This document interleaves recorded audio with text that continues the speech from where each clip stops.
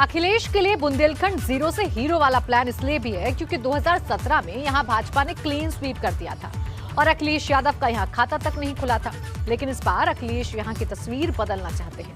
सवाल बड़ा है कि जिस बुंदेलखंड में अखिलेश 2012 में भी दहाई तक नहीं पहुंच पाए थे, वहां इस बार अखिलेश कोई बड़ा खेल कर पाएंगे।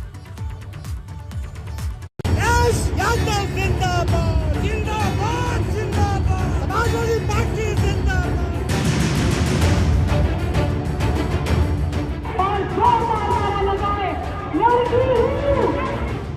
2017 में जिस बुंदेलखंड को जीतकर भाजपा ने लखनऊ में परचम लहराया था, जिस बुंदेलखंड को अखिलेश मायावती को साथ लेकर भी 2019 में नहीं भेज पाए, अब उसी बुंदेलखंड को फतेह करने की चुनौती अकेले अखिलेश यादव के कंधों पर है। ऐसे में बड़ा सवाल यह है कि क्या अखिलेश इस चुनौती को पार कर पाएंगे, क्योंकि 19 सीटों वाला ये वो किला है जहां भाजपा ने 2017 में 19 की 19 सीट अपने पाले में कर ली थी। ये वो किला है जहां जातिगत समीकरण ध्वस्त हो गए थे, पिछड़े दलित सब विकास के मुद्दे पर भाजपा के पाले में झुक गए थे। ऐसे में अखिलेश क्या इस बार बुंदेलखंड की बाजी को बदल पाएंगे, क्योंकि बुंदेलखंड पर भाजपा की भी पूरी नजर है। पिछले महीने ही पीएम मोदी ने महोबा और झांसी को बड़ी सौगात देकर साफ कर दिया कि जो भरोसा पिछले चुनावों में जनता ने उन पर जताया था वो गलत नहीं था।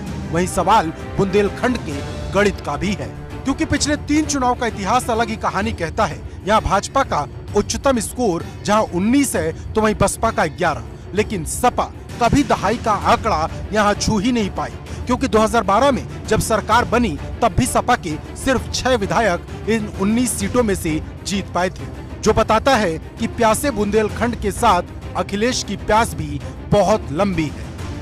हमारे बुंदेलखंड के लोग अभी भी प्यासे हैं, अभी भी खेतों तक पानी नहीं पहुंचा पाए। इसलिए हम कह के जा रहे हैं बुंदेलखंड के भाइयों बहनों से, जब ये नीति आयोग कह रहा है कि 32 लाख लोग गरीब हैं, तो चाहे हमें सरकारी बजट से ज्यादा मदद करनी पड़े, चाहे हमें समाजवादी पेंशन से अच्छी कोई योजना चलानी पड़े, अपनी माताओं बहनों को, उन परिवारों को सम्मान देने के लिए पहले 500 रुपए देते थे, इस बार अगर हमें 3 गुना भी देना पड़ेगा तो उन परिवारों की मदद करने का काम समाजवादी सरकार में होगा। बुंदेलखंड का इलाका भले ही सूखे की किल्लत से जूझता रहा हो, पर राजनीति की फसल के लिए यहाँ की जमीन हमेशा से बहुत उर्वरक रही है, क्योंकि बुंदेलखंड में कभी सूखा राजनीति का मुद्दा बन जाता है तो कभी पीने का पानी, कभी वाटर ट्रेन तो कभी घास की रोटियां। इसके अलावा पलायन, अवैध खनन और अलग राज्य बनाने का भी एक बड़ा मुद्दा है। लेकिन अखिलेश इस बार फूंक फूंक कर कदम रख रहे हैं, क्योंकि ये कोई पहली बुंदेलखंड यात्रा नहीं है। अखिलेश जब अपने रथ को लेकर कानपुर से निकले थे तो बुंदेलखंड के हमीरपुर और जालौन भी पहुंचे थे, जो बताता है कि अखिलेश बुंदेलखंड में अब पिछड़ना नहीं चाहते। और इसके लिए अखिलेश ने स्थानीय लोगों की एक बड़ी टीम भी तैयार कर ली है। कांग्रेस छोड़कर आए गया दिन अनुरागी विनोद चतुर्वेदी, बाबूलाल तिवारी सपा के साथ आ गया है।